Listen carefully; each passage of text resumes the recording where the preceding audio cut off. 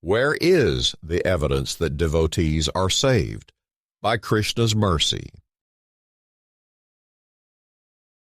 Sarva dharman parityajya mam ekam sharanam vraj aham tvam sarva papebhyo mokshayishyami ma shuchaha. Quote, abandon all varieties of religion and just surrender unto me. I shall deliver you from all sinful reaction. Do not fear. Lord Krishna, Bhagavad-gita, 1866. I beg for some patience today, as I am not entirely sure how to phrase my question. I have settled upon a general issue, which will become clear in a few moments. We begin with the promise of religion. It could be any religion or tradition of spirituality. The seeker is looking for something. They want improvement. They want to reach a certain destination. They feel progress is not being made outside of the religious environment. They may be frightened into the approach, that they are worried about the future, which is unknown. As far as I know, every religion promises something better.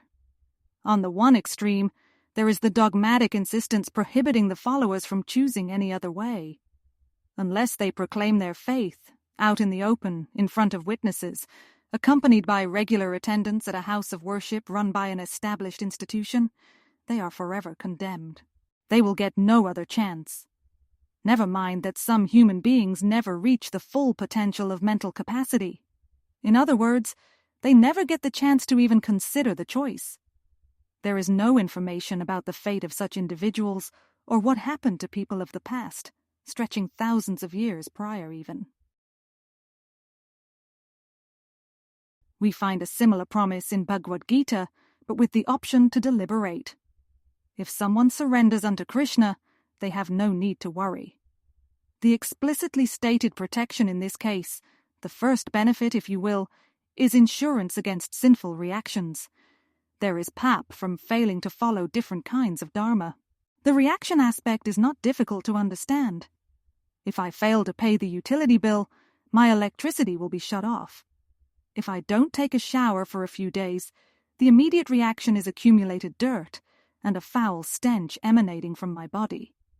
You could call these different kinds of sinful reactions to failing to live up to a particular standard, which is dharma. I am not arguing against the premise. I am generally inclined towards religion. The problem I see is in the validation. How do we know that someone is saved? If the only proof is in the afterlife, then any person can make a similar claim. We have no way of judging between different booths at a job fair involving full surrender to a particular savior, if you know what I mean. So, if the evidence is there in immediate protection, in experiencing positive outcomes, then why do some devotees undergo trouble? Take Arjuna, for instance. He was the immediate recipient of the promise, made directly by Sri Krishna. Arjuna was protected from the supposedly sinful reaction of killing others. He was successful in prosecuting the birth war, in delivering justice to the miscreants. At a later date, however, Arjuna failed to protect against dacoits. He suffered an embarrassing defeat. Arjuna realized that the support from Krishna was gone, that the only reason for the prior success was the support of Krishna.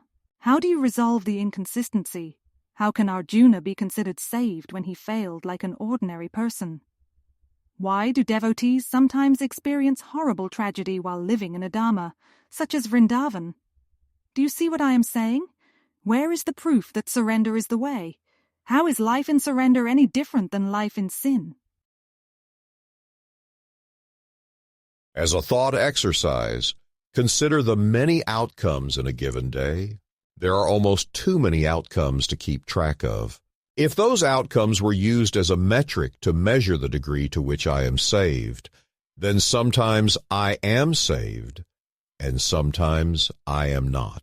I wanted to enjoy nature today, to play outside, but there is heavy cloud cover and falling rain.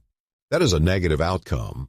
I wanted to satisfy my hunger with nice food, but everything came out wrong. The oven must be broken. That is another negative outcome. On the other side, there was surprisingly little traffic for my long-distance journey. There was no stress. This was a positive outcome. A single victory does not indicate full protection, and an isolated failure does not prove lack of divine intervention. The promise from Krishna is that the life in devotion will continue. Does the consciousness remain fixed on transcendence? Is there perseverance? Are there any dents in the armor built by Drida Vrata, which is the fixed vow?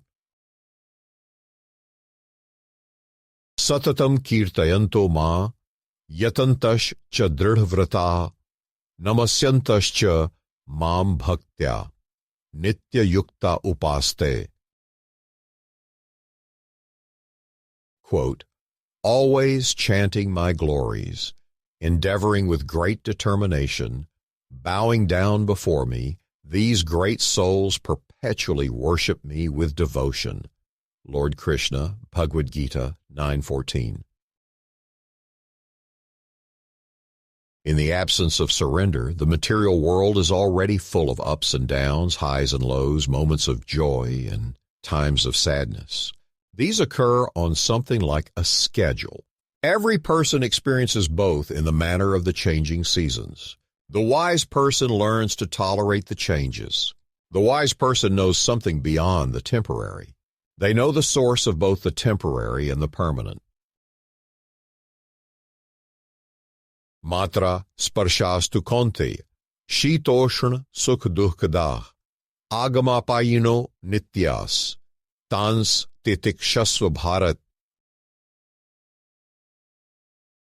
Quote, O son of Kunti, the non-permanent appearance of happiness and distress and their disappearance in due course are like the appearance and disappearance of winter and summer seasons. They arise from sense perception, O scion of birth, and one must learn to tolerate them without being disturbed. Lord Krishna, Bhagavad-gita 2:14. The humiliating failure for Arjuna against the dacoits did not change the future trajectory. King Dashrath of Ayodhya was so pious that he received the Supreme Lord as a son. God the person descended as the avatara named Rama to bless that revered leader of the Ikshvakus. The very same Dashrath later suffered a tragic end in dying due to the pain of separation. He could not tolerate the lack of Rama's association. The vulture Jatayu valiantly served Rama in attempting to stop the wicked Ram from taking away the blameless Sita Devi by force. Jatayu failed in his attempt. He later succumbed to the injuries from the encounter. Dashrath and Jatayu left this world in defeat, but they are still considered glorious. They are fully surrendered, and their future, long-term prospects remain fixed in the highest destination, which is the lotus feet of the Supreme Lord. In closing, convinced by your presentation, surrendering for highest destination, but what exactly changing now? To prove the protection how? Sometimes Arjuna to rise, but also defeat in surprise. Jatayu and Dashrath with tragic end, but link in yoga infinitely to extend.